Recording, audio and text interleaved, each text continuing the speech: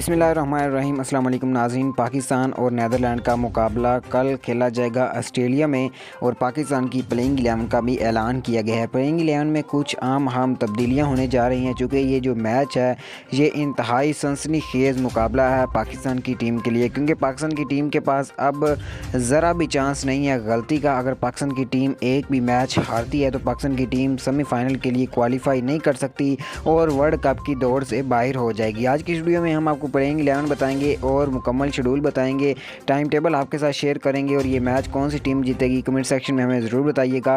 Video में आगे बढ़ने से पहले वीडियो को लाइक और चैनल को लाजमी सब्सक्राइब कर दें। जी हाँ दोस्तों, आपको बताता चलें कि पाकिस्तान की जो प्लेइंग 11 है उसमें ख़ास तब्दीलियाँ ये हैं कि मोहम्मद हसनैन को मौका दिया गया है और इसके साथ साथ नवाज़ की जगह खुशदिल शाह को मौका दिया गया है। हालांकि नवाज़ अच्छा था, चाहे उसने वो बॉलिंग अच्छी करवाता है क्योंकि वो ऑलराउंडर है, और इसके साथ साथ शहीन शाह अफरीदी को आउट किया गया है प्लेइंग 11 से।